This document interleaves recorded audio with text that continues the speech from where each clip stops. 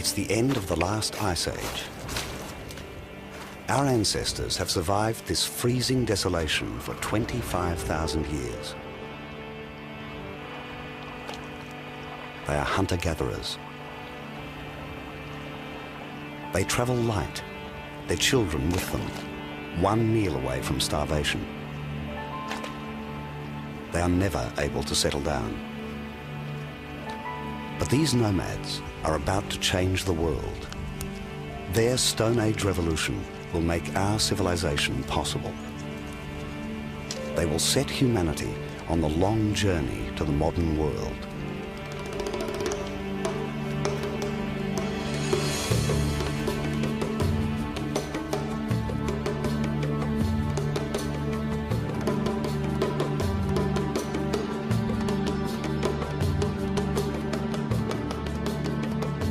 Around 15,000 years ago, the climate began to change.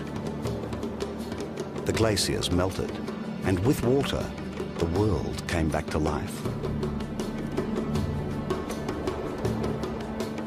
One of the best places for humans to live now was an area of the Middle East we call the Fertile Crescent, from Israel to Iraq. The hills were dotted with trees, which spread quickly as the weather improved. The open woodlands were like a garden, supporting a new range of edible plants. Animals flourished on the uplands and fertile plains. It was a hunter-gatherer's paradise.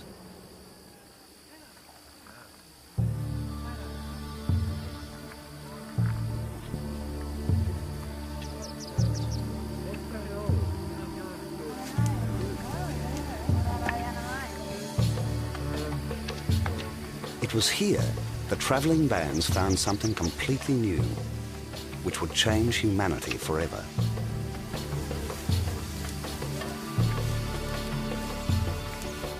They discovered a huge family of plants, the grasses. It was a vast supply of grain.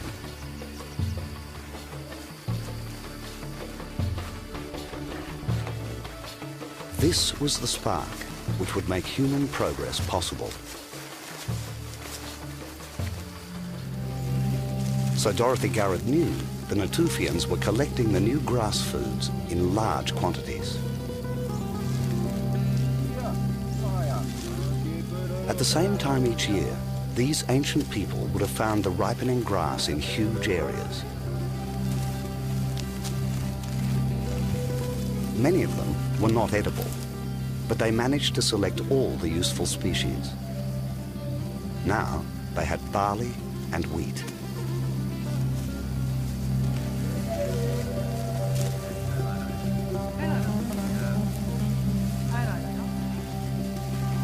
But they were travelers, working together in small family groups.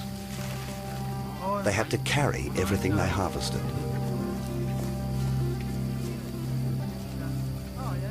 This burden would ultimately change their way of life.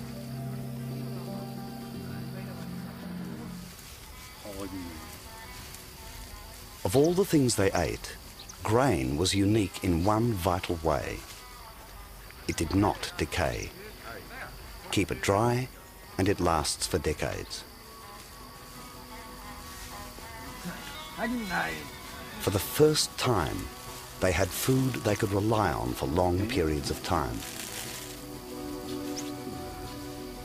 Now, they needed to store their grain.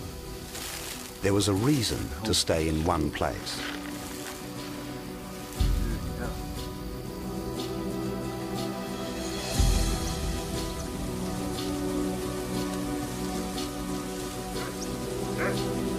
This was the first time in the Middle East we know people built shelters to last from year to year.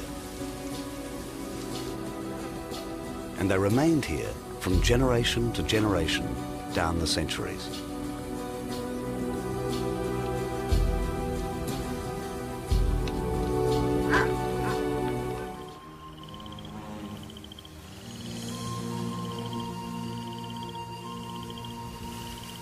What happens now is pieced together from the evidence of a number of sites in the Jordan Valley.